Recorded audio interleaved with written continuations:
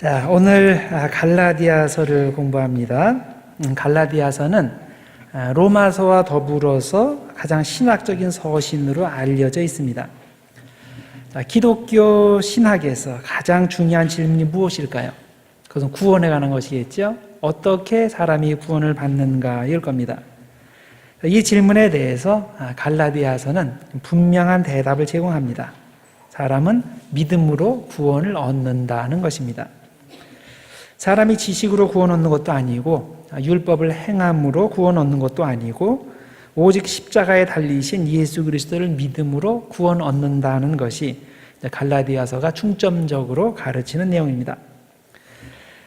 문학적 구조를 보면 갈라디아서는 다른 서신들과 마찬가지로 서론의 내용이 있고요. 그 다음에 본론이 있고 그 다음에 결론의 내용이 있습니다. 그런데 서신의 기본 구조가 이제 본론이 대개 그 두 가지로 구분됐다 그랬죠. 앞쪽은 교리적 내용을 다루고 뒤쪽은 그 윤리적인 내용을 다룬다 그랬습니다. 그래서 이제 서론은 1장 1절부터 5절까지인데요. 발신자가 누군지 이제 바울이 보낸다라는 내용이 있고, 그리고 수신자 갈라디아 교회 여러 교회들에 대한 그 수신자에 대한 정보가 나옵니다. 그리고 이제 1장 6절부터 2장 마지막까지, 즉 1장과 2장에 걸쳐서 변호를 합니다. 바울의 사도권을 변호하고 또 복음이 뭔지 그 복음을 변호를 합니다. 그리고 나서 3장과 4장에서 교리적 설명을 합니다. 자, 믿음으로 의롭게 된다는 교리를 이제 설명을 하고요. 그리고 5장과 6장에서는 윤리적 교훈을 합니다. 자, 그래서 믿음으로 의롭게 된 사람, 율법에서 자유한 사람이 구체적으로 어떻게 사는가, 복음적 삶에 대한 윤리적 교훈이 5장과 6장에 나오고, 그리고 6장의 마지막 부분 11절에서 18절까지는 경고, 마지막 경고와 또 축도로 끝나게 됩니다. 자, 바울이 갈라디아서를 썼는데 그 이유는 뭐냐면 갈라디아 교회의 이단이 침투해서 교인들을 미혹했기 때문입니다. 자, 어떤 종류의 이단이냐면 바울이 여기서 다른 복음이라고 부르는 이단입니다. 자, 이들은 유대주의자들로서 구원받으려면 예수 믿는 것으로는 부족하고 율법을 지켜야 한다라고 요구하는 사람들입니다. 그래서 할례를 행해야 되고 음식법을 지켜야 되고 안식일을 지켜야 되고 유대 전통의 절기를 지켜야 된다, 그렇게 주장을 했습니다. 그러니까 기본적으로 기독교인이 되려면 먼저 유대인이 되고 그리고 나서 이제 기독교인이 되어야 된다, 이제 그런 말입니다. 자, 그러나 이것은 복음의 진리와 완전히 반대되는 가르침이죠. 자, 복음은 예수님의 십자가의 은총을 믿음으로 구원받는 것을 가르치지 어떤 선한 행위나 율법을 지켜서 구원받는 것을 가르치지 않습니다.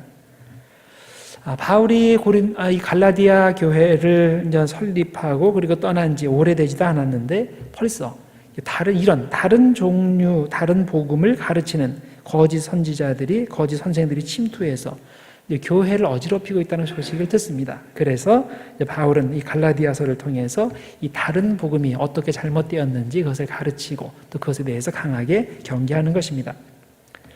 바울은 본론의 첫 구절부터 강경하게 나옵니다. 1장 6절이에요. 그리스도의 은혜로 너희를 부르신 이를 이같이 속히 떠나 다른 복음을 따르는 것을 내가 이상하게 여기노라. 갈라디아서 서론이 끝나고 본론으로 들어가는 이 첫 구절인데, 보통은 본론으로 들어갈 때 이런 식으로 시작하지 않습니다.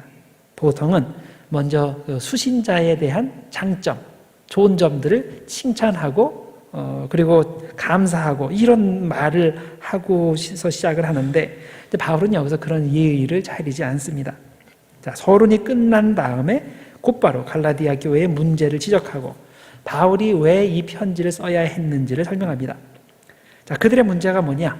참 복음을 버리고 너무나 순식간에 다른 복음을 따르는 것이었습니다. 너희들 정말로 이상하다. 어떻게 참 복음에서 가짜 복음으로 그렇게 빨리 갈아탈 수 있느냐라고 놀라움을 표시하는 겁니다. 그 후에 8절과 9절에서 바울은 더욱 심한 말을 합니다. 그러나 우리나 혹은 하늘로부터 온 천사라도 우리가 너희에게 전한 복음 외에 다른 복음을 전하면, 여기도 이제 다른 복음이 나오죠? 저주를 받을지어다. 우리가 전에 말하였거니와 내가 지금 다시 말하노니 만일 누구든지 너희가 받은 것 외에 다른 복음을 전하면 저주를 받을지어다. 자, 바울이 이렇게 연거푸 2번에 걸쳐서 다른 복음을 전하는 사람을 저주까지 하는데 그 이유가 무엇일까요? 이 다른 복음이라는 것은 단순히 교인들에게 전해진 여러 의견들 중에 하나가 아니라 구원을 막는 사악한 이론이기 때문입니다. 좋게 말해서 다른 복음이지 실제로는 구원을 막는 사탄의 이론인 겁니다. 그래서 바울은 거짓 교사들로부터 갈라디아 교회를 보호하기 위해서 이 문제를 적극적으로 대치하면서 자신의 사도권과 자신이 전한 복음을 변호하는 것입니다. 자, 먼저 바울이 자기 변호를 하는 것을 봅시다. 바울의 대적자들은 바울이 예수님의 사도들이 전하는 것과는 다른 종류의 복음을 전하고 있으니까 바울이 가짜다, 진짜가 아니다 라고 합니다. 자, 그런데 이에 대해서 바울은 자신의 사도권을 설명합니다. 자신의 사도권은 사람의 권위나 전통을 통해서 주어진 것이 아니라 하나님께로부터 직접 받은 것이다 라는 것을 강조합니다. 1장 1절부터 그것을 강조해요. 사람들에게서 난 것도 아니요, 사람으로 말미암은 것도 아니요, 오직 예수 그리스도와 그를 죽은 자 가운데서 살리신 하나님 아버지로 말미암아 사도된 바울은.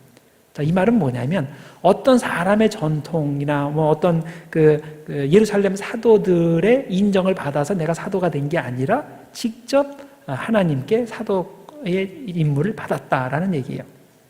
또 1장 15절과 16절. 그러나 내 어머니의 태로부터 나를 택정하시고 그의 은혜로 나를 부르시니가 그의 아들을 이방에 전하기 위하여 그를 내 속에 나타내시기를 기뻐하셨을 때에. 자, 요 15절과 16절에서는 아까 1절에서 말한 것보다 더 뒤로 들어가죠. 자신의 사도성이 하나님의 직접적인 부르심인데 그것이 어머니의 태에 있을 때부터 그렇게 부르심을 받았다는 거예요. 자, 그러니까 나를 가짜 사도라고 생각하면 안 된다는 겁니다. 자, 그런데 이런 종류의 말을 하는 사람을 현대에 딱 이동시켜서 생각해 봅시다. 현대에 만약 대개 이런 종류의 말을 하는 사람이라면 아주 수상한 사람이죠. 이단들이 주로 그런 말을 하면서 이상한 이론을 만들어냅니다. 나는 정식 신학을 한 번도 공부해보지 않았지만 예수님께서 직접 나를 사도로 선택하셨고 나에게 필요한 말씀을 직통으로 주셨기 때문에 나는 예수님의 사도다. 그러니까 너희들 다른 사람들 말 듣지 말고 직통인 나의 말을 들어야 된다. 만약에 누군가가 이런 주장을 편다면 여러분은 그 주장을 믿어주겠습니까? 대부분은 안 믿어줄 겁니다. 왜냐하면 신빙성이 없기 때문입니다. 당시에 바울의 주장을 듣는 사람들도 똑같은 생각을 했을 수 있습니다. 그래서 바울은 자기가 이단이 아니고 진정한 그리스도의 사도라는 것을 뒷받침하기 위해서 증거를 제시합니다. 자, 그 증거가 뭐냐? 바로 자신의 변화된 삶입니다. 어떤 이론적인 설명을 댄다든가 아니면 나를 뒤에서 딱 밀어주는, 나를 보증해주는 누군가 그 얘기를 하는 게 아니라 자신의 변화된 삶을 증거로 제시합니다. 1장 13절과 14절입니다. 내가 이전에 유대교에 있을 때에 행한 일을 너희가 들었거니와 하나님의 교회를 심히 박해하여 멸하고 내가 내 동족 중 여러 연갑자보다 유대교를 지나치게 믿어 내 조상의 전통에 대하여 더욱 열심히 있었으나. 자, 바울은 교회를 박해하던 사람에서 그리스도를 증거하는 사람으로 변화되었습니다. 자, 이것이 바울의 사도적 진실성을 증명해주는 증거라는 겁니다. 사도행전 8장 3절에 보면 바울이 예루살렘에 있을 때 집집마다 돌아다니면서 기독교인들을 색출하고 남녀노소를 불문하고 모든 기독교인을 잡아서 감옥에 넣었다라고 되어 있습니다. 그리고 사도행전 26장 10절에 보면 사내들인 회의석상에서 기독교인들을 죽이자는 안이 상정이 되면 자기는 언제나 찬성표를 던졌다는 내용이 나옵니다. 자, 그만큼 바울은 자기 나름대로 자기 방식대로 하는 게 열심이었습니다. 그러나 이제는 예수 그리스도를 통해 변화받아 예수 그리스도를 전파하는 주동자가 되었는데 이런 변화를 어떻게 설명할 수 있을까요? 사람의 명령이나 유대 전통이 이것을 가능하게 했습니까? 아닙니다. 예수 그리스도께서 그를 직접 사도로 선택하셨기 때문에 그런 변화가 가능했다는 것입니다. 그래서 이렇게 자신의 사도성을 변호를 합니다. 자, 그 다음에 그리스도의 복음을 역시 변호를 합니다. 이게 1장과 2장에 나오는 내용입니다. 바울은 예루살렘 사도들에게서 복음을 배운 게 아니라 예수 그리스도에게서 직접 복음을 전해받았다고 주장합니다. 자, 1장 11절과 12절입니다. 형제들아, 내가 너희에게 알게 하노니 내가 전한 복음은 사람의 뜻을 따라 된 것이 아니니라. 이는 내가 사람에게서 받은 것도 아니요 배운 것도 아니요 오직 예수 그리스도의 계시로 말미암은 것이라. 자, 또한 바울이 주님을 만나고 회심했을 때 곧바로 예루살렘 지도자들을 만나서 그들의 인정을 받거나 그들의 가르침을 받지 않았다라고 말합니다. 1장 16절 이하 20절까지 내용입니다. 하나님께서 그의 아들을 이방에 전하기 위하여 그를 내 속에 나타내시기를 기뻐하셨을 때에 내가 곧 혈육과 의논하지 아니하고, 가족에게 의논 안 했다 그랬죠? 또 나보다 먼저 사도된 자들을 만나려고 예루살렘으로 가지 아니하고, 내가 복음을 배우기 위해서 먼저 그들에게 가지 않았다. 이거 명확하게 하죠? 어디로 갔냐? 아라비아로 갔다가 다시 다메섹으로 돌아왔나라. 그 후 3년 만에 내가 게바를 방문하려고 예루살렘에 올라가서 그와 함께 15일을 머무는 동안 주의 형제 야고보 외에 다른 사도들을 보지 못하였노라. 보라, 내가 너희에게 쓰는 것은 하나님 앞에서 거짓말이 아니로다. 여기서 바울이 강조하는 것은 이방인을 위한 복음은 예수님께로부터 직접 받은 사항이라는 겁니다. 그러면 바울이 예수님의 사도들에게서 복음을 배운 적이 없단 말일까요? 자, 적어도 처음 3년간은 아니라고 말합니다. 자기가 예루살렘을 방문했기는 했는데 그 일이 자기가 회심한 지 3년이 지난 때였고, 그때도 가서 보니까 예수님의 수제자 베드로는 만나지도 못했고 12제자 중에 야고보만 만났다고 증언하고 있습니다. 따라서 자신이 전하는 복음의 기원은 예수님의 제자들이 아니라 바로 예수 그리스도라는 겁니다. 그랬기 때문에 예루살렘을 기반으로 하는 예수님의 제자들이 가르치는 복음의 형태와 꼭 같을 필요가 없다는 얘기입니다. 자, 그렇다면 바울의 대적자들이 비판하는 내용, 즉 바울은 예루살렘 지도자들의 복음과 다른 것을 가르치기 때문에 그의 복음은 가짜라고 하는 주장이 어떻게 됩니까? 근거 없는 것이 되겠죠. 왜냐하면 엄격히 따지면 바울이 전하는 복음은 예루살렘 지도자들이 전하는 복음보다 더 순수한 복음이기 때문입니다. 더 직접적인 복음이기 때문입니다. 유대인들이 전하는 복음은 복음뿐만이 아니라 복음 플러스 유대 전통입니다. 그들은 그것을 전체가 다 복음인 양 전하고 있지만은 사실은 그 안에 유대 전통의 포션이 들어가 있는 거예요. 그러나 바울이 전하는 복음은 예수님에게서 직접 받은 복음이기 때문에 불필요한 인간의 전통이 빠진 복음 그 자체인 겁니다. 자, 그런 면에서 바울이 전하는 복음과 예루살렘 교회가 전하는 복음이 형태가 다를 수밖에 없는 겁니다. 바울은 예루살렘의 사도들에게서 이런 차이를 설명했고, 그리고 그 예루살렘 사도들도 그것을 인정했다고 되어 있습니다. 그 2장에 나오는 내용입니다. 자, 복음의 본질은 어디서나 동일하지만은 그 복음이 전달되는 형태는 개별 상황에 따라 변경되어야 한다는 것에 인식을 같이 했다는 겁니다. 그것이 2장 7절에서 9절 사이에 나오는 내용입니다. 자, 도리어 그들은, 예루살렘 지도자들은 내가 무할례자에게 복음 전함을 맡은 것이 베드로가 할례자에게 맡음과 같은 것을 보았고, 베드로에게 역사하사 그를 할례자의 사도로 삼으신 이가 또한 내게 역사하사 나를 이방인의 사도로 삼으셨느니라. 또 기둥같이 여기는 야고보와 게바와 요한도 내게 주신 은혜를 알므로 나와 바나바에게 친교의 악수를 하였으니 우리는 이방인에게로 그들은 할례자에게로 가게 하려 함이라. 자, 이렇게 이방 기독교와 유대 기독교가 서로 합의를 보았습니다. 그렇지만은 실제로 이 합의가 개척교회 차원에서 인정되는 과정은 그리 순조롭지만은 않았던 것 같습니다. 왜냐하면 안디옥을 방문한 베드로도 이 사안에 대해서는 왔다 갔다 하는 모습을 보였기 때문입니다. 2장 11절 이하에 보면 베드로가 안디옥을 방문하는 내용이 나옵니다. 자, 안디옥 교회는 이방인이 대다수가 되는 교회입니다. 이방인 교회입니다. 주일에 예배드리기 위해서 사람들이 모이게 되는데, 그 모일 때 자기 먹을 것을, 공동 식사할 것을 가지고 온다 그랬죠. 자, 그럴 때 그들이 가지고 오는 음식은 유대인들이 먹는 코셔 음식이 아니었습니다. 돼지고기나 오징어 같은 부정한 음식이 포함된 보통 이방인들의 음식입니다. 베드로가 안디옥 교회에서 함께 그곳 교인들과 식사를 했다고 하는데 바로 이런 부정한 음식을 함께 먹었다는 겁니다. 음식법의 전통을 지키는 유대인인 베드로가 왜 이렇게 했을까요? 아마 사도행전 10장에서 기록하는 대로 그가 특별한 일을 체험했기 때문일 겁니다. 자, 사도행전에 의하면 이방인 전도의 문을 처음 연 사람이 누구예요? 사도 바울이 아니라 베드로였습니다. 베드로가 먼저 고넬료, 완전히 100% 이방인인 고넬료에게 처음 전도를 해서 이방인 전도의 문을 연 사람입니다. 자, 베드로가 기도할 때 환상을 보았죠. 하늘에서 보자기가 쫙 내려오는데 그 안에 들여다보니까 먹지 못할 부정한 음식들, 그러니까 코셔 음식이 아닌 것들이 거기에 잔뜩 들어가 있었죠. 그래서 소리가 들렸죠. 이 음식을 잡아먹으라. 이 음식을 먹으라. 그러니까 베드로가 대답한 것이 나는 유대인입니다. 나는 코시어 음식만 먹기 때문에 이거 못 먹습니다. 그럴 때 소리가 나서 이르기를 하나님께서 깨끗하게 하신 건데 네가 왜 속되다 그러냐. 그런 말 하지 말라. 자, 그런 음성이 들렸습니다. 자, 이 똑같은 장면이 3번 반복이 됐죠. 우연이 아니라 확실하다는 그런 의미죠. 그리고 나서 이 환상에서 깬 다음에 이게 도대체 무슨 의미일까라고 생각하고 있는데 밖에서 누가 자기를 부르는 소리가 들렸죠.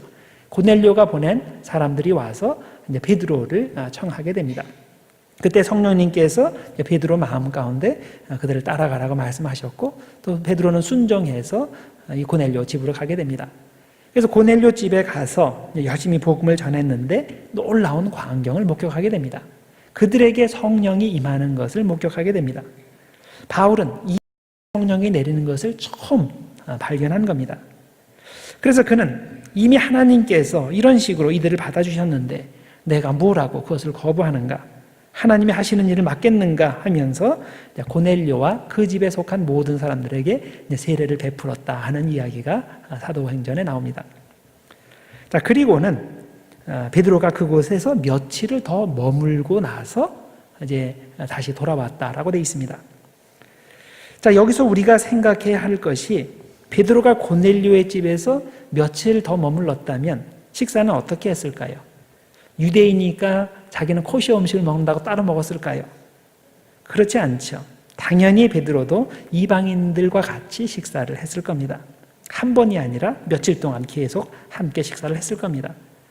아마 이런 경험이 있었기 때문에 이 베드로는 이방인 도시인, 이방인들이 주축이 된 이 안디옥 교회에서도 큰 어려움 없이 그곳 사람들과 함께 이방인의 식사를 했을 겁니다. 그런데 안디옥에서 문제가 생겼죠. 식사하는 중에 예루살렘에서 온 사람들, 야고보가 보낸 사람들이 도착했다는 소식을 듣게 됩니다. 이 소리를 듣자마자 베드로는 벌떡 일어섰습니다. 전통주의자들이 베드로가 이방인과 함께 식사하는 모습을 보면 이 베드로가 자기들을 배반하고 그리고 부정한 음식을 먹었다고 비판할까 봐 두려워서 베드로가 일어선 겁니다. 베드로가 예수님의 수제자가 이렇게 딱 일어서니까 베드로와 함께한 다른 유대인들도 함께 일어서게 되고 그리고 더욱더 충격적인 것은 바울과 함께 이 안디옥 교회를 시작했던 바나바도 이 사람이 유대인이죠. 바나바까지 함께 일어선 겁니다. 바울은 베드로가 이렇게 복음의 본질과 전통을 구분하지 못하는 것에 대해서 강하게 책망을 하게 됩니다. 그것이 2장 14절 이하의 내용입니다. 그러므로 나는 그들이 복음의 진리를 따라 바르게 행하지 아니함을 보고 모든 자 앞에서 공개적으로 게바에게 이르되 책망을 했다는 얘기예요. 내가 유대인으로서 이방인을 따르고 유대인답게 살지 아니하면서 어찌하여 억지로 이방인을 유대인답게 살게 하려느냐 하였노라. 여기에 베드로가 이방인을 따르고 유대인답게 살지 않는다라는 표현이 나오는데 이것이 무슨 뜻일까요? 그것은 베드로가 일반 유대인들과는 다르다는 뜻입니다. 다르게 생각하고 다른 믿음을 가지고 있다는 뜻입니다. 일반 유대인들은 하나님이 유대인들만, 자기들만 선민으로 선택하셨다고 믿는데 베드로는 그게 아니라 그리스도를 믿는 모든 사람이 선민이고 주님이 그들을 구원하신 것으로 믿는다는 뜻입니다. 그런데 그런 믿음이 있는 사람이 어떻게 예수 믿기 이전의 상태로 뒷걸음질 치느냐는 겁니다. 함께 먹는 자리에서 벌떡 일어난 것은 이방인들을 부정하다고 생각한다는 뜻이고, 그런 식으로 일어나는 것은 이방인들에게 유대의 음식법을 지키라고 요구하는 셈인데 이제 와서 그게 말이 되느냐는 겁니다. 그래서 바울은 2장 16절에서 이렇게 복음의 진리를 선언합니다. 사람이 의롭게 되는 것은 율법의 행위로 말미암음이 아니요 오직 예수 그리스도를 믿음으로 말미암는 줄 알므로 우리도 예수 그리스도를 믿나니 이는 우리가 율법의 행위로서가 아니고 그리스도를 믿음으로써 의롭다함을 얻으려 함이라. 율법의 행위로서는 의롭다함을 얻을 육체가 없느니라. 자, 유대인이나 이방인이나 상관없이 복음의 본질에 있어서는 차이가 없다는 것입니다. 사람이 의롭다함을 얻는 것, 즉 구원받는 것은 오직 예수 그리스도를 믿음으로 구원받는 것이지 음식법 같은 유대 전통을 지켜야 구원받는 것이 아니라는 점을 명확히 한 것입니다. 바울은 자신에게 익숙한 전통과 그리스도의 복음을 구분할 줄 아는 사람입니다. 왜냐하면 자기가 그 양쪽을 다 경험했기 때문입니다. 1장 13절과 14절에 그 내용이 나옵니다. 내가 이전에 유대교에 있을 때에 행한 일을 너희가 들었거니와 하나님의 교회를 심히 박해하여 멸하고 내가 내 동족 중 여러 영갑자보다 유대교를 지나치게 믿어. 그 다음에 나오는 표현이 중요합니다. 내 조상의 전통에 대하여 더욱 열심히 있었으나. 자, 전통에 열심히 있었다. 바울은 이전에 유대 전통의 절대성을 믿고 있었습니다. 그 길만이 하나님께 이르는 길이라고 확신하고 있습니다. 그런데 나중에 예수를 만나고 나서 깨달은 게 뭡니까? 자기가 크게 착각하고 있었다는 거죠. 유대 전통이 하나님께로 가는 유일한 길이 아니라 실제로는 그것이 사람들이 하나님께로 가는 길을 막는 아주 잘못된 길이었다는 겁니다. 자, 예수님께서 바리새인들을 책망하신 것도 같은 맥락에서였습니다.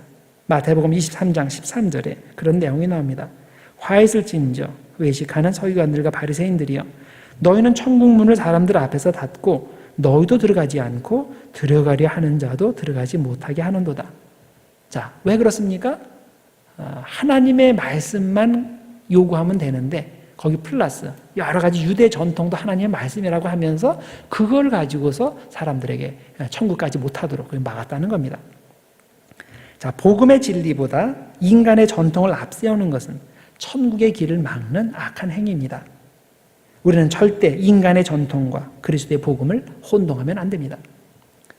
여러분들은 어떻습니까? 사람의 전통 혹은 교회의 전통을 복음의 진리보다 앞세우지는 않습니까? 그래서 복음의 진보를 막지 않습니까? 우리는 전통과 복음의 진리를 혼동하면 안 됩니다. 자, 복음의 진리는 어느 상황이나 동일합니다. 나이와 상관없이, 장소와 상관없이, 어떤 문화권과 상관없이 언제나 동일합니다. 그러나 그 복음이 전달되는 형식은 상황에 따라 달라져야 하는 것이 맞습니다.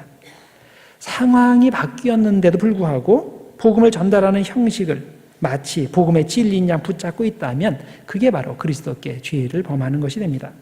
그렇게 하면 의도하는 정반대로 그리스도의 복음을 막는 죄를 짓는 것입니다. 그래서 우리는 어떤 일을 하든지 내가 지금 복음의 진리를 붙잡고 있는지 아니면 인간의 전통을 붙잡고 있는지를 잘 생각해야 됩니다.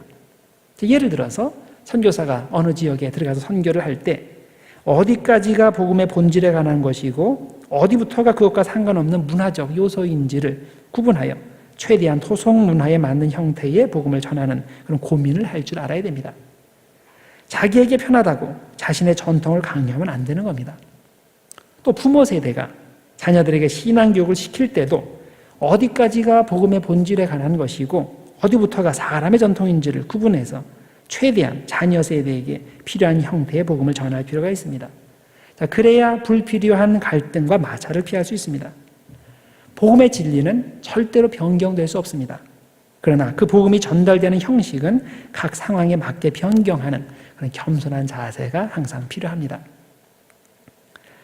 자, 그 다음에 또 한 가지 말씀드릴 것은 이 갈라디아서에서 이제 복음을 중요시 여기는데 그 복음을 강조하기 위해서 그 율법에 대해서 또 설명을 합니다. 우리의 신앙의 형태가 그 율법에서 복음으로 옮겨가야 된다. 그렇게 이야기를 합니다. 그러면서 율법에 대해서 그렇게 복음에 대해서 여러 가지 다양한 이미지를 빌어서 설명합니다. 자, 먼저 율법을 설명하기 위해 사용하는 이미지들을 살펴봅시다. 첫 번째 이미지는 간수의 이미지입니다.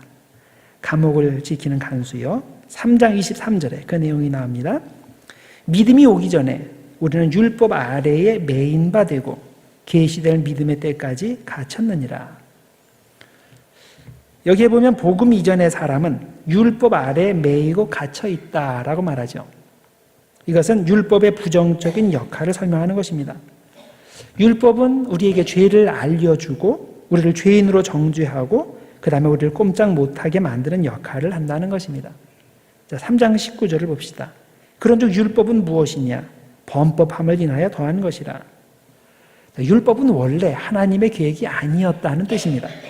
원래 하나님의 계획은 율법이 아니고 언약이었습니다. 처벌이 아니고 은혜였습니다. 그러나 사람들이 너무나 많은 범죄를 저지르고도 그것이 죄인 줄 모르기 때문에 하나님께서는 죄를 깨닫게 하고 더 나아가 그 죄를 억제하는 수단으로서 율법을 주셨다는 겁니다. 그러면 사람이 죄를 깨닫고서 회개하면 될 것 아닙니까? 죄인 줄 알면 그 다음에 그걸 고치면 되지 않겠습니까? 그런데 그렇지 않습니다. 율법은 우리에게 뭐가 죄인지는 알려주지만은 그것을 고치는 능력은 주지 못한다는 것이 율법의 한계입니다. 자, 3장 21절에 그 내용이 나옵니다. 그러면 율법이 하나님의 약속들과 반대되는 것이냐? 결코 그럴 수 없느니라. 만일 능히 살게 하는 율법을 주셨더라면 의가 반드시 율법으로 말미암았으리라. 자, 이게 중요한 표현이 나옵니다. 만일 능히 살게 하는 율법을 주셨더라면 이게 무슨 뜻입니까? 율법은 능히 살게 하는 율법이 아니라는 말이죠.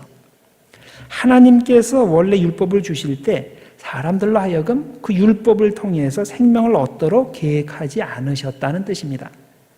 율법은 처음부터 요구하고 명령만 하지 율법 조항들을 시행할 능력은 주지 않았다는 겁니다. 자, 그런 의미에서 율법은 우리를 자유하게 하는 것이 아니라 우리를 감옥에 가두는 간수인 겁니다. 3장 23절을 다시 보면 이런 그 간수의 이미지가 나오죠. 믿음이 오기 전에 우리는 율법 아래에 매인 바 되고 계시될 믿음의 때까지 갇혔느니라.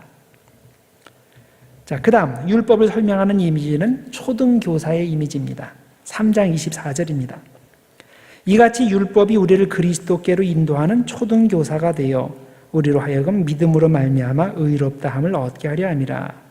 자, 이게 초등교사라는 말이 나오는데 파이다고거스라는 그런 말입니다. 페다고지가 이제 여기에서 나온 말인데 파이다 이거는 아이란 뜻이고 아고그 그거는 끈다, educate 그런 뜻이에요. 그래서 아이를 훈육하는 사람, 교육하는 사람 그런 뜻이 됩니다. 우리 옛날 성경에는 이 초등교사를 몽학선생이라고 번역을 했습니다. 자, 이 초등교사는 대개 귀족 집안에 사는 유식한 종을 말합니다. 이 사람의 임무는 뭐냐면 주인의 아들이 대략 6, 7세 될 때부터 성인이 될 때까지 뭐 17세, 18세 될 때까지 쫓아다니면서 아이를 보호하고 훈육하는 역할을 합니다. 그래서 이 주인의 아들이 학교 갈 때 같이 따라가서 그 교실 뒤에 앉아가지고 아니면 서서 이 아들이 제대로 공부하나 안 하나 이거 감시하고 학교가 끝나면 딴 데로 새지 못하게 집으로 잘 데려오고 또 운동하는 거, 밥 먹는 거, 말하는 거, 뭐 예절 교육 이런 것들 또 전체 인성 교육을 담당하는 사람입니다. 그래서 당시 그림을 보면 이 초등교사는 주인의 아들 앞에서 회초리나 막대기를 들고 서 있는 모습을 하고 있습니다. 당연히 이 아이의 입장에서는 이 사람이 되게 싫겠죠. 그래서 이제 그런 그림들이 이제 많이 발견이 됩니다. 자, 그러면 왜 바울은 율법을 이 초등교사에게 교사에 비유하였을까요? 그 이유는 초등교사의 역할이 주인의 아들이 성년이 될 때까지만 지속되는 것처럼 율법의 역할도 복음이 올 때까지만 지속되기 때문입니다. 율법은 영원히 신자들을 지배하기 위해 주어진 것이 아니라 어느 일정 기간 동안만, 즉 사람이 그리스도를 신뢰하고 따르는 수준으로 성장할 때까지만 지배하도록 주어진 것입니다. 아직 성인으로 성장하기까지는 어쩔 수 없습니다. 때로는 회초리를 사용하기도 하고 구슬리기도 하고 협박의 방법을 사용하는 그런 초보적인 일을 할 수밖에 없습니다. 그러나 예수 그리스도를 믿음으로 구원 얻는 복음이 전해진 이상 율법은 자기 임무를 다한 것입니다. 원래 하나님이 그렇게 율법에서 복음으로 바통 터치가 이루어지도록 계획하신 것입니다. 그래서 3장 19절에 이렇게 되어 있습니다. 그런즉 율법이 무엇이냐? 약속하신 자손이 오시기까지 있을 것이라. 자, 율법의 역할은 약속하신 자손, 즉 예수 그리스도가 오실 때까지만 지속하도록 계획이 되었다는 겁니다. 자, 그래서 이게 두 번째 이미지가 이제 초등교사의 이미지입니다. 자, 율법에 대한 세 번째 이미지는 후견인과 청지기의 이미지입니다. 4장 1절과 2절에 그 내용이 나옵니다.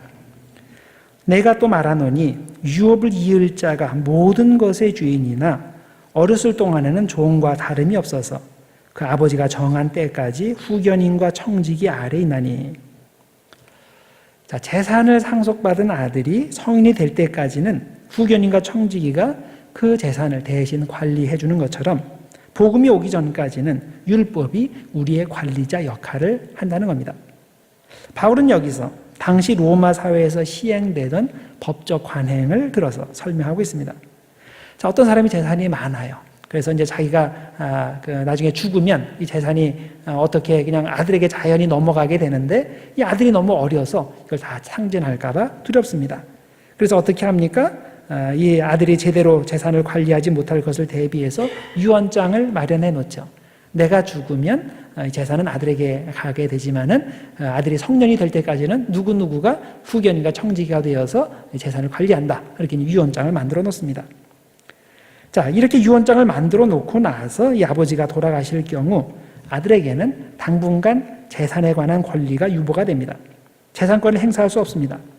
물론 나중에 좀 잘하면 이 사람이 진짜 주인이 될 것이니까 다른 사람들과는 다른 대접을 받게 되겠지만은 이 재산에 대해서만은 아무 권리가 없습니다. 그야말로 종의 위치에 비교될 수 있습니다.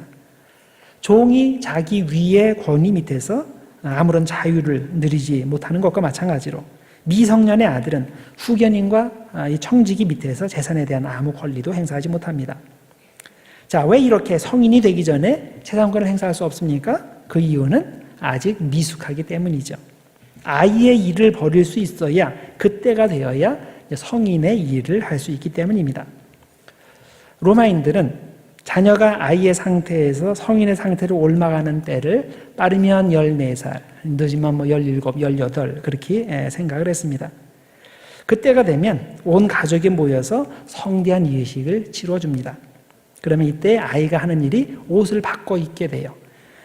그 아이의 옷은 옷단이 자주색으로 둘려있는 그런 옷인데 이때 이제 성인이 되면 성인의 토가를 입게 되는데 이거는 그 장식품, 색깔 장식품이 없는 단색으로 되어 있는 어른의 옷입니다. 자, 이 옷을 입고 나면 이 아이는 친구들과 친척들의 손에 이끌려서 포럼, 광장으로 가서 처음으로 어른 행세를 하게 됩니다. 그리고 나서 이 남자아이는 자기가 평소에 가지고 놀던 공을 아폴로 신에게 바치고 여자는 자기가 가지고 놀던 인형을 아폴로 신에게 바칩니다. 이게 무슨 뜻이에요? 이제부터 나는 어른입니다. 이제 아이의 일을 버렸습니다. 이제 그런 뜻이에요. 그래서 이제 바울이 이 아이의 일에 대한 설명을 하는 것이 이런 것을 배경으로 하고 있어요. 어느 일정한 나이가 되면 아이의 일은 버리고 이제 어른의 일을 맡아서 하게 된다는 거죠. 자, 마찬가지로 우리 영적으로 성인이 될 때는 당연히 어린아이의 일을 버려야 됩니다. 자, 그러면 무엇이 어린아이의 일입니까? 율법적 생각이 어린아이의 일입니다. 율법적 생각을 버리고 복음적 생각을 하게 될 때 그때가 바로 성인이 되는 겁니다. 자, 4장 3절과 4절에 그 어릴 적 얘기가 나와요. 이와 같이 우리도 어렸을 때에 이 세상의 초등학문 아래에 있어서 종노릇하였더니 때가 참에 하나님이 그 아들을 보내사 여자에게서 나게 하셨다라고 합니다. 세상 역사에는 유년기가 있고 성년기가 있습니다. 구약시대가 유년기인데 그때는 율법이 잠깐이나마 주인 행세를 하면서 하나님의 자녀에게서 자유를 빼앗았습니다. 자, 율법은 그야말로 초보적인 수준의 학문입니다. 그래서 초등학문이라고 번역을 했습니다. 율법이 명령하는 건 아주 간단합니다. 하라, 아니면 하지 말라. 이 두 가지예요. 십계명이 그렇게 돼 있죠? 하라, 하지 말라.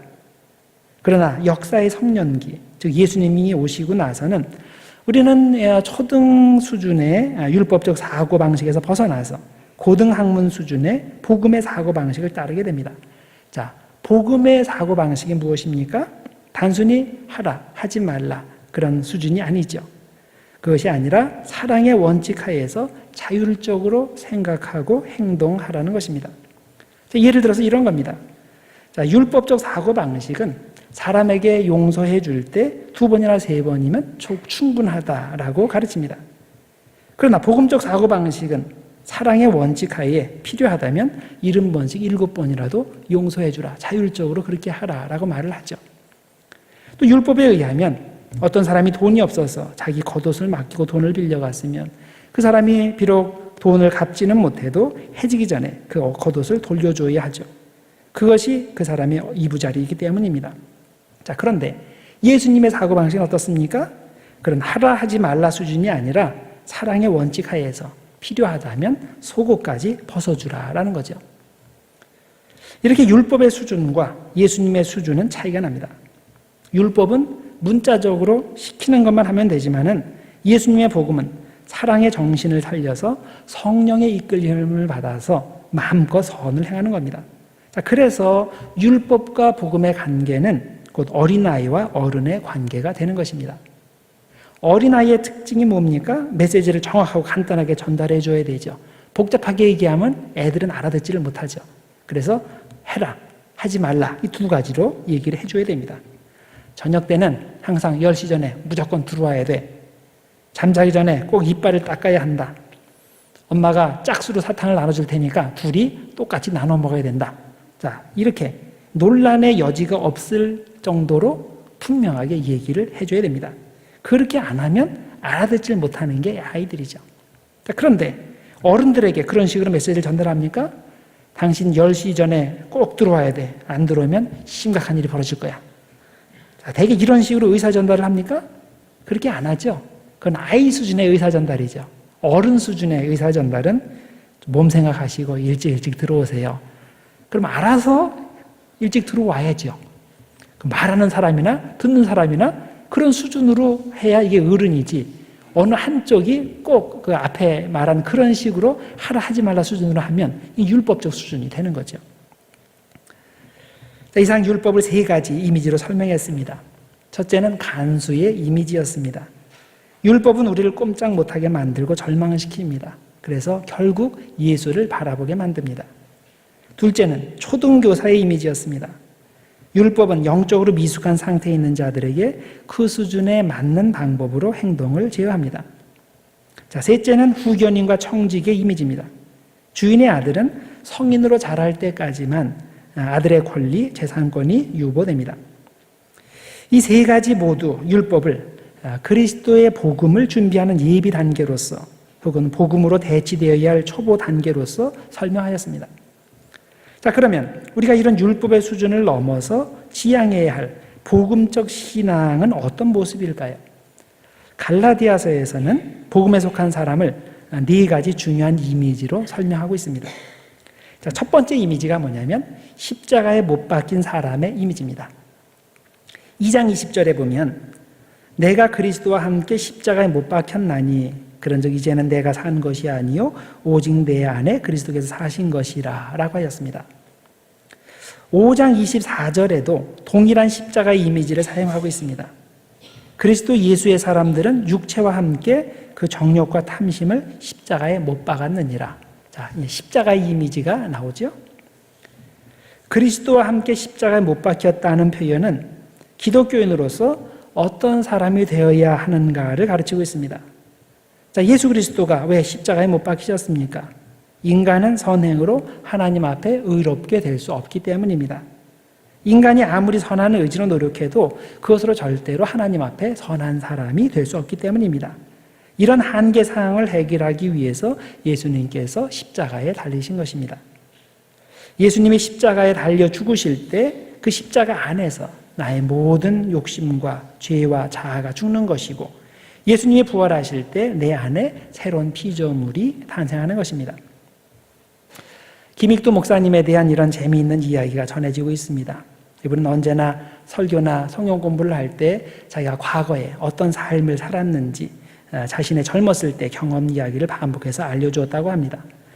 청년일 때 예수를 믿기 시작했습니다. 믿기 전에는 그 신천장의 그 아주 유명한 깡패였습니다. 그런데 이 사람이 예수를 믿고 너무나 열심히 믿어서 이제 신학교에 가서 이제 전도사가 되었는데, 이제 아직 목사가 되기 전입니다. 전도의 열정이 불같이 끌어올라서 매일같이 동네를 다니면서 전도를 했고, 특히 자기가 깡패 짓을 하던 그 신천장에 가서 이제 복음을 전했습니다. 근데 그를 보는 사람마다 그 한마디씩 그렇게 하고 지나갔다 그러죠. 저 사람이 얼마 전까지는 깡패였는데 이게 약간 좀 믿기 힘들다는 그런 말이겠죠. 그러면 김익두 전도사는 이렇게 대답을 했다 그럽니다. 옛날 김익두는 죽었습니다. 예수 믿으세요. 김익두는 죽었습니다. 예수 믿으세요. 그때 한 번은 부엌에서 설거지하던 아주머니가 정말 죽었을까? 김익두 죽었나 살았나 한번 시험해보자 작심하고 문 앞에 와서 예수 믿으세요라고 할 때 문을 열고서 그 얼굴에 대고 설거지물을 확 그냥 끼얹었다고 합니다. 이 김익두 전도사가 빙그레 웃으면서 이런 말을 했다고 합니다. 내가 죽었으니까 지금 아주머니가 살아있는 거 아니겠습니까? 맞는 말이죠. 김익두가 죽었으니까 그 아줌마가 살아있는 거지. 아니면 만일 옛날 김익두가 살아있었다면 그날이 바로 그 아주머니의 장례날이 되었겠죠. 율법적 수준에 있는 사람은 받은 대로 그대로 되갚아줍니다. 그러나 복음의 수준에 있는 사람은 십자가에 자신이 이미 죽었기 때문에 예수님의 마음으로 참고 용서하고 품어줍니다. 예수 믿는다는 것은 언제나 이렇게 십자가의 정신으로 사는 것입니다. 그래서 우리에게 이제 중요한 것이 이 십자가의 이미지입니다. 우리는 십자가에 예수와 함께 못 박혀 죽은 사람들입니다. 자, 두 번째 이미지는 아브라함의 자손이라는 이미지입니다. 3장 6절과 7절이 그 내용입니다. 아브라함이 하나님을 믿음에 그것을 그에게 의로 정하셨다 함과 같으니라. 그런즉 믿음으로 말미암은 자들은 아브라함의 자손인 줄 알지어다. 자, 아브라함의 혈통에서 태어난 사람이 아브라함의 자손이 아니라 아브라함의 믿음을 가진 사람이 아브라함의 자손이다라고 새로운 정의를 하죠.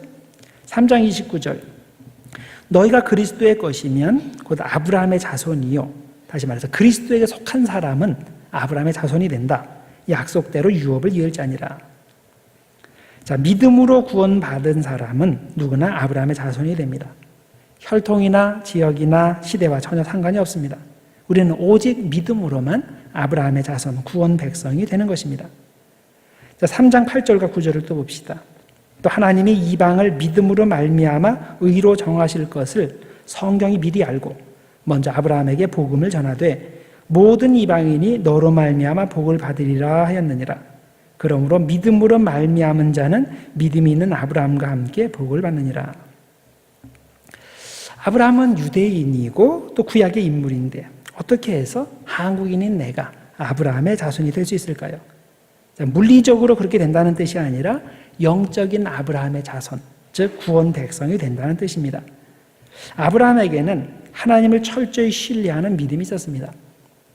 100세가 가까이 되도록 자식이 없는 아브라함에게 하나님께서 아들이 있겠다고 말씀하셨습니다. 그것도 그냥 겨우 종족이나 유지하는 수준이 아니라 바다의 모래같이 하늘의 별과 같이 그렇게 많게 해주시겠다고 약속하셨습니다. 자, 그때 아브라함이 한 일이 뭐예요? 그것을 믿었다라고 되어 있습니다. 그것이 창세기 15장 6절 말씀입니다. 아브라함이 여호와를 믿으니 여호와께서 이를 그의 의로 여기셨다. 또 아브라함은 자신을 통해서 모든 이방 민족이 복을 받게 되리라는 하나님의 약속을 받고 그것을 믿었습니다. 신실하신 하나님을 믿었습니다. 그것으로 인해 하나님께서는 아브라함을 의롭다고 여기신 것입니다. 요한복음 8장에 보면 이런 이야기가 나옵니다.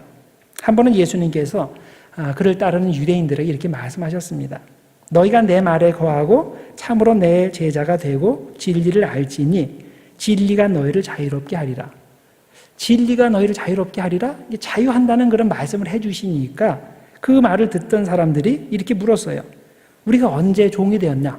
우리는 아브라함의 자손인데 남의 종이 된 적이 없거늘 어찌해서 당신은 우리를 자유롭게 한다고 하느냐? 이렇게 물었습니다. 자, 이렇게 스스로를 아브라함의 자손이라고 말하는 사람들에게 예수님께서 이렇게 말씀하셨습니다. 너희가 정말 아브라함의 자손이면 아브라함이 행한 일을 할 것이거늘 지금 하나님께 들은 진리를 너희에게 말한 사람인 나를 죽이려 하는도다. 아브라함은 이렇게 하지 아니하였느니라. 너희는 너희 아비가 행한 일들을 하는도다. 자, 여기에서 또 너희 아비라는 말씀을 하시니까 이 유대인들이 그 아버지, 우리 아버지는 아브라함이고 우리 아버지는 한 분 되시는 하나님이다, 이렇게 대답을 합니다. 그때 예수님께서 그들을 정죄하는 말씀을 하셨습니다. 하나님이 너희 아버지였다면 너희가 나를 사랑하였으리니 이는 내가 하나님께로부터 나와서 왔습니다. 너희는 너희 아비 마귀에게서 났으니 너희 아비의 욕심대로 너희도 행하고자 하느니라. 자, 예수님께서 그를 믿지 아니하는 유대인들을 향해서 너희는 너희 아비 마귀에게서 났다고 하셨는데, 여기서 우리는 아브라함의 후손에 대한 예수님의 기준과 유대인들의 기준이 전혀 다름을 알 수 있습니다. 유대인들은 혈통적으로 아브라함의 후손이면 자동적으로 자기들은 구원받은 백성이 된다고 믿었지만, 예수님은 그렇게 구원받는 것이 아니라 아브라함의 믿음을 가져야 구원받는다고 말씀하신 겁니다. 그래서 혈통 이야기하고 선한 행위 이야기하면서 나는 구원받고 너는 구원받지 못한다고 하는 사람은 이 정작 아브라함의 후손이 아니라 마귀의 후손인 것이고, 오직 예수 그리스도를 믿음으로 구원받는다는 것을 알고 그대로 행하는 사람들, 이 사람들이 아브라함의 후손, 즉 구원 백성이 된다는 것입니다. 그래서 아브라함의 자손은 믿음으로 구원 얻는 사람인 겁니다. 자, 두 번째 이미지가 그 아브라함의 후손, 자손의 이미지죠. 자, 세 번째 이미지는 그리스도로 옷 입은 사람입니다. 그리스도로 새로 옷을 입은 사람. 3장 27절이 그 내용입니다. 누구든지 그리스도와 합하기 위하여 세례를 받은 자는 그리스도로 옷 입었느니라. 자, 우리가 내면적으로 예수 그리스도를 믿음으로 율법의 지배에서 벗어나서 약속의 자녀가 되었다면 외형적으로는 세례를 통해서 그리스도의 몸의 지체가 됩니다. 자, 그런데 27절에서는 이런 과정을 그리스도로 옷 입는 것으로 설명하고 있습니다. 여기서 그리스도로 옷 입었다 그럴 때 이 옷 입는다는 표현이 단순히 천으로 된 옷을 입는다는 뜻이 아니죠. 이것은 신분이 변화한다는 뜻입니다. 신분의 변화를 의미합니다. 단순히 겉옷만 바꿔 입는 것을 말하는 것이 아니라 완전히 사람이 변화되는 것을 의미합니다. 자, 성경에 보면 입는 옷이 바뀌면서 인생의 심한 굴곡을 경험한 사람이 나오죠. 바로 요셉입니다. 처음에 요셉이 입은 옷은 색동옷이었죠. 아버지가 이 아들에게만 특별히 입혀주면서 너는 내가 제일 사랑하는 아들이다. 더 나아가서 너는 나의 후계자다. 이것이 이제 색동옷에 담겨 있습니다. 자, 그러다가 요셉이 형들에게 잡혀서 그래서 팔려서 이제 노예로 이제 팔려가게 되는데, 그때 노예의 옷을 입게 됩니다. 옷이 바뀌었어요. 아들의 상속자의 신분에서 이제 노예의 신분으로 바뀌는 것이 이제 옷이 변하는 것으로 나타납니다. 자, 그 다음에 보디발 집에 갔죠. 열심히 일하다가 집안의 총무직을 감당하게 될 때, 그때 역시 옷을 바꿔 입습니다. 다른 옷을 입었어요. 그 다음에 감옥에 들어가죠. 이때 또 다른 옷, 죄수복을 입게 됩니다. 신분이 또 바뀐 거예요. 그 다음에 왕의 꿈을 해석해주고 나서 나중에 이제 이집트의 총리 대신이 되는데, 이때 입은 옷이 최고급의 관리의 옷입니다. 자, 이렇게 요셉은 자신의 신분, 처지가 바뀔 때마다 그에 합당한 옷을 바꿔 입게 됩니다. 자, 이것이 성경이 옷에 대해 전달하는 메시지입니다. 옷의 변화는 곧 신분의 변화를 의미합니다. 3장 27절에서도 옷이 바뀌는 사람이 나오는데 그리스도와 합한 사람입니다. 더 이상 율법의 지배를 받지 않고 그리스도의 은혜 안으로 들어온 사람, 즉 율법의 종에서 하나님의 자녀로 신분이 바뀐 사람은 이 신분이 바뀌었기 때문에 이제 그것을 표시하는 것으로 그리스도의 옷을 새로 입게 되는 것입니다. 그래서 세 번째 이미지가 그리스도로 옷 입었다. 이건 단순히 외형적인 옷을 말하는 것이 아니라 신분의 변화를 의미한다라고 이해하시면 됩니다.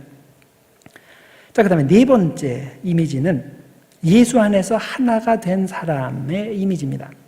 3장 28절입니다. 너희는 유대인이나 헬라인이나 종이나 자유인이나 남자나 여자나 다 그리스도 예수 안에서 하나이니라. 자, 하나가 된다는 말이 무슨 뜻일까요? 자신의 외적 정체성을 다 잃어버린다는 뜻일까요? 더 이상 민족적 정체성이 없어지고 남녀의 구분이 없어지고 뭐 신분의 구분이 없어지고 그런 것일까요? 아닙니다. 우리가 그런 것들을 그대로 유지하지만 이제부터는 그런 것들을 넘어서 다른 조건으로 자신을 바라본다는 말입니다. 즉 이전에는 나는 남자다, 나는 여자다, 나는 유대인이다, 나는 부자다, 이런 식으로 외형적인 조건으로서 나 자신을 바라보았지만 예수 그리스도의 은혜를 체험하고 나서는 나는 예수의 사람이다 라는 이 새로운 시각으로 자기를 보기 시작했다는 말입니다. 그리고 이렇게 되면 자연히 우리가 예수 안에서 하나가 됩니다. 모두가 예수의 사람이라고 하는 이 한 가지 정체성을 공유하기 때문입니다. 그리고 그러면 완전한 성도의 교제를 이루게 되는 것입니다. 그래서 내가 복음 안에 있는지 아니면 율법 아래에 있는지 아는 방법은 내가 다른 성도들과 함께 예수 안에서 하나가 되어 성도의 교제를 이루는지 아닌지를 보면 압니다. 내가 어떤 복음적이지 못한 이유를 들어서 다른 사람들과 온전한 성도의 교제에 이르기를 거부한다면 나는 아직 그리스도의 복음 안에 사는 사람이 아닙니다. 예를 들면 저 사람은 나와 인종이 다르기 때문에 교제를 할 수 없다. 저 사람은 나와 사회적 신분이 다르기 때문에 같이 대화를 나눌 수 없다. 저 사람은 상식이 한참 떨어지기 때문에 나하고 격이 맞지 않다. 이런 종류의 말을 할 때 우리는 아직 율법에 속한 사람, 옛시대에 속한 사람이 되는 것입니다. 이상 복음에 속한 사람이 어떤 사람인지를 네 가지를 살펴보았습니다. 복음에 속한 사람은 십자가에 못 박힌 사람이고 아브라함의 자손이고 그리스도로 옷 입은 사람이고 예수 안에서 하나가 된 사람입니다. 복음을 믿고 구원받은 사람은 이런 새로운 정체성을 가진 사람입니다. 자, 그렇다면 이런 새로운 정체성은 당연히 우리에게 새로운 삶의 모습을 만들어내지 않을까요? 자, 과연 어떤 모습을 만들어낼까요? 바로 성령으로 행하는 모습입니다. 5장 23절을 봅시다. 만일 우리가 성령으로 살면 또한 성령으로 행할지니. 자, 쉽게 풀어드리면 만일 우리가 성령을 통해 생명을 얻었다면 이제부터 당연히 성령의 인도하심을 따라 살아야 한다 이 말입니다. 그런데 우리가 성령의 인도하심을 따라 살게 될 때 어떤 결과가 나올까요? 자연히 성령의 열매를 맺게 되겠죠. 대표적으로 사랑의 열매를 맺게 됩니다. 5장 22절 이하에 보면 9가지 성령의 열매가 나오는데 첫 번째로 나오는 게 뭡니까? 바로 사랑입니다. 오직 성령의 열매는 사랑과 희락과 화평과 오래 참음과 이제 쭉 그렇게 나오죠. 성령을 받고 성령으로 행하는 사람은 반드시 다른 사람과의 관계에서 사랑의 열매를 맺게 되어 있습니다. 만일 어떤 신자가 다른 것은 다 훌륭한데 사람과의 관계에서 사랑이 없어서 항상 문제를 일으킨다면 그 사람은 성령을 따라 행하는 사람이 아닌 겁니다. 성령의 사람은 항상 사랑의 역사를 일으키게 되어 있습니다. 자, 그러면 이 사랑이라는 것이 구체적인 상황에서 어떻게 나타나게 될까요? 우리가 성령을 쫓아 행할 때 나타나는 사랑의 모습이 무엇일까요? 갈라디아서에서 보면 이런 사랑의 역사, 사랑의 열매들을 많이 설명하고 있는데 그 중에서 이 사랑의 모습을 3가지만 뽑아서 말씀드리겠습니다. 자, 첫 번째는 허영과 투기가 없어진다는 겁니다. 5장 26절입니다. 5장 25절에 성령으로 행하는 것에 대해 설명하고 나서 그 다음 절에 26절에 성령으로 행한 사람이 허영과 투기가 없다는 것을 설명합니다. 헛된 영광을 구하여 서로 노엽게 하거나 서로 투기하지 말지니라. 우선 성령으로 행하는 사람들이 금해야 할 것이 헛된 영광입니다. 즉 허영심입니다. 자, 허영심은 주제 파악을 하지 못하고 현재 자기에게 있는 것 이상으로 자기를 높이 평가하는 거죠. 자, 이런 허영심에서 2가지 일들이 벌어지는데 첫째는 남을 화나게 해서 싸움을 만드는 거고 그 다음에 둘째는 질투하는 것입니다. 자, 우리 주변에 보면 사람들을 화나게 해서 싸움을 거는 사람들이 있습니다. 스스로의 우월성에 빠진 나머지 이를 과시해 보려고 일부러 시비를 거는 거죠. 다른 사람을 누름으로써 자기 자신의 우월성을 스스로 입증하려는 의도가 깔려 있습니다. 그런데 이 허영심은 남에게 괜히 싸움을 거는 것으로 발전하기도 하지만 정반대로 열등감으로 발전하기도 합니다. 자기보다 못한 사람이 더 나은 대접을 받는다고 생각할 때 그 사람을 시기하고 투기합니다. 그런데 잘 생각해 보면 이 투기는 열등감의 표현입니다. 열등감이 없는 사람, 자신 있는 사람은 자기가 실제로 무시당하는 상황에서도 절대 흥분하지 않습니다. 왜 그렇습니까? 자신이 있으니까. 그런데 자신이 없는 사람, 열등감이 있는 사람은 자신이 조금이라도 무시당한다는 느낌이 있으면 흥분하고 질투합니다. 그러면 그 다음에 어떻게 합니까? 수단 방법 가리지 않고 상대방을 깎아내립니다. 상대방을 깎아내리면 자기가 높아진다고 느끼기 때문입니다. 이런 허영심과 투기의 마음은 성령의 인도하심을 따르는 삶이 아닙니다. 성령을 따르는 삶은 절대 자기 기만에 빠지지 않고 끊임없이 성령의 뜻에 자기를 복종시킵니다. 마땅히 생각할 수 있는 것 이상의 높은 마음을 품지 않습니다. 그래서 로마서 12장 3절에서 이렇게 경고합니다. 내게 주신 은혜로 말미암아 너희 각 사람에게 말하노니 마땅히 생각할 그 이상의 생각을 품지 말고 오직 하나님께서 각 사람에게 주신 믿음의 분량대로 지혜롭게 생각하라. 자기 분수를 알라는 말씀이죠. 빌립보서 2장 3절에서도 이렇게 말씀합니다. 아무 일에든지 다툼이나 허용으로 하지 말고 오직 겸손한 마음으로 각각 자기보다 남을 낮게 여기라. 자, 사랑이 무엇입니까? 결국 자기보다 남을 낮게 여기는 것이 아니겠습니까? 받는 것보다 주는 것을 더 좋아하고 내가 영광을 받는 것보다 남에게 영광 돌리는 것이 아닙니까? 그래서 그리스도인들 사이의 참된 관계는 경쟁심에 의해서가 아니라 사랑의 봉사에 의해 지탱되어야 하는 것입니다. 성령으로 행하는 사람의 자세는 내가 당신보다 잘났다, 내가 한 수 그래서 가르쳐주지, 이런 자세가 아닙니다. 또 정반대로 당신이 정말 나보다 잘나서 한번 내가 너를 망하게 해주겠다, 이런 자세도 아닙니다. 성령의 인도를 받는 사람은 다른 사람을 하나님의 형상으로 지음받은 고귀한 영혼으로 보고 예수 그리스도께서 그 영혼을 위해 십자가에 죽으시기까지 사랑하신 것을 생각하고 그를 위해 사랑으로 봉사하는 것입니다. 그래서 여러분, 내가 지금 성령을 쫓아 사는지 아닌지를 구분하는 기준을 똑바로 아시기 바랍니다. 현재 나의 마음과 행동이 내가 어떤 일을 하든지 허영심과 투기에 의해 조종되고 있으면 아무리 내가 성령을 쫓아서 한다고 그래도, 아무리 하나님의 영광을 위해서 한다고 우겨도 그 사람은 사실은 악령의 조종을 받고 있는 겁니다.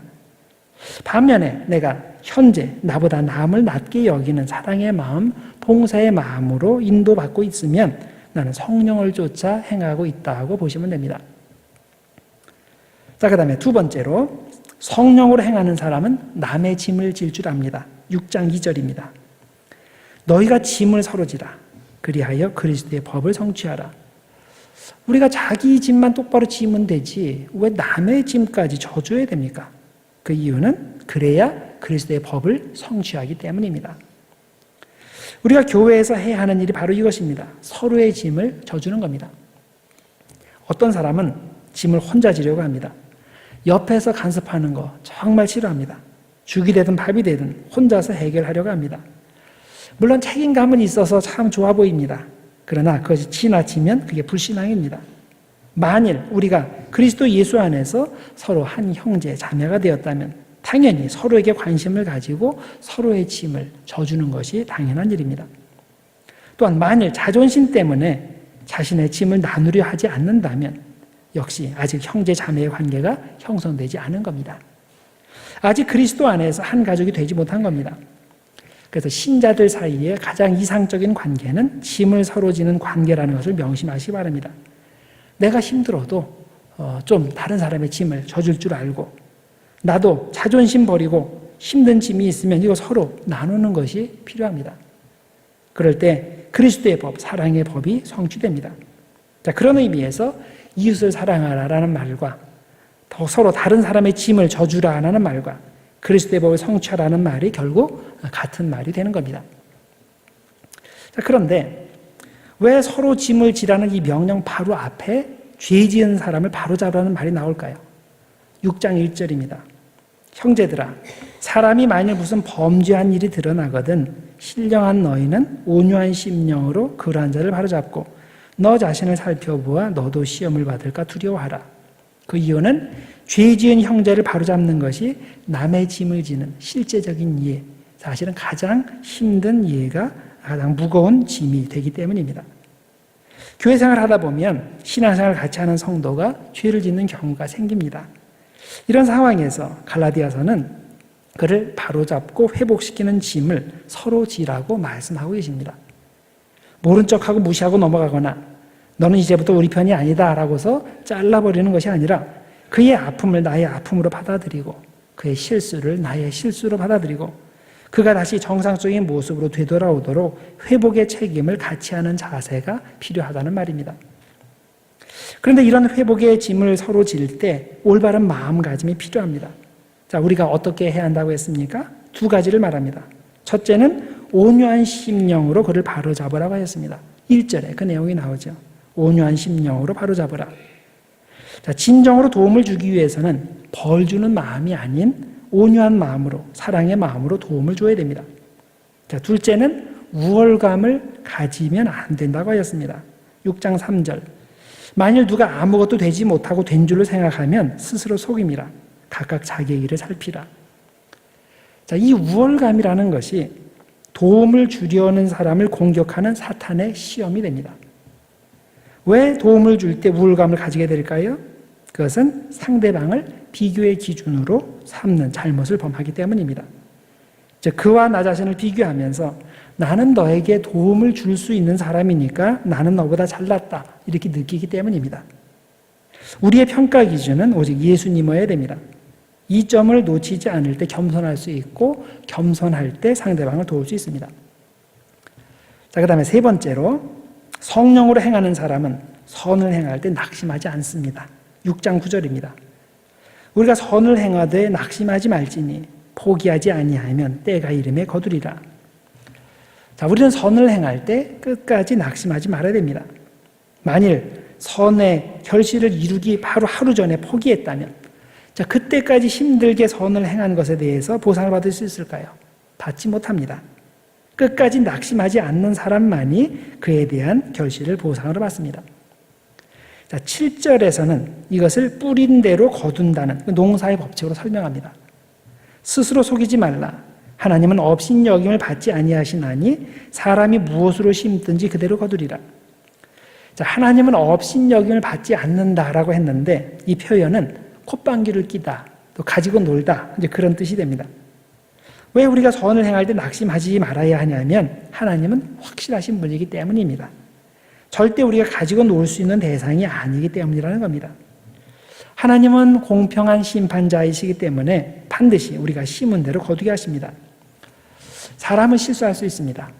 자격 없는 사람을 잘못 판단해서 그에게 좋은 것을 줄 수 있습니다. 그러나 마지막 심판 때는 절대 그런 일이 없다는 겁니다. 왜냐하면 하나님은 심은 대로 거두게 하시는 분이기 때문입니다. 따라서 좋은 것을 심었는데 왜 결실이 없을까 생각하며 낙심할 필요가 없습니다. 왜냐하면 때가 이를 때 반드시 좋은 결실로 하나님께서 보상해 주시기 때문입니다. 많은 사람들이 바울을 오해합니다. 바울이 오직 믿음의 교리만을 가르치고 행함을 소홀히 여긴다고 오해합니다. 그러나 우리가 갈라디아서를 공부하면서 그렇지 않다는 것을 확인했습니다. 바울은 갈라디아서에서 복음의 핵심을 강조했죠. 우리는 율법을 지킴으로 구원받는 것이 아니라 예수를 믿음으로 구원받는다는 것이 복음의 핵심이었습니다. 그러나 바울은 이 핵심의 교리를 가르치는 것으로 그치지 않고 그 믿음을 실제 생활에서 실천하기 위해 성령으로 행할 것을 강조하였습니다. 성령으로 행하는 사람은 허영과 투기를 버리고 그리스도의 마음으로 이웃을 사랑합니다. 성령으로 행하는 사람은 남의 짐을 질 줄 압니다. 성령으로 행하는 사람은 선을 행하되 낙심하지 않고 끝까지 인내할 줄 압니다. 그래서 결국 결실로 보상을 받습니다. 우리가 믿음의 승리를 거두는 것은 현재 내가 성령으로 행하는가 아닌가에 달려 있습니다. 아무리 지식이 많고 아무리 믿음이 많다고 해도 현재 내가 성령 안에 거하고 성령으로 행하지 않으면 사랑의 열매를 맺을 수가 없습니다. 그래서 우리가 그런 믿음이 성령을 통해서 풍성한 사랑의 열매로 나타나서 주님께 큰 영광 돌리는 우리 모두가 되기를 주님의 이름으로 축원합니다. 기도하겠습니다. 하나님 아버지 감사합니다. 오늘 이 갈라디아서 말씀을 통해서 우리에게 중요한 교훈을 주심을 감사합니다.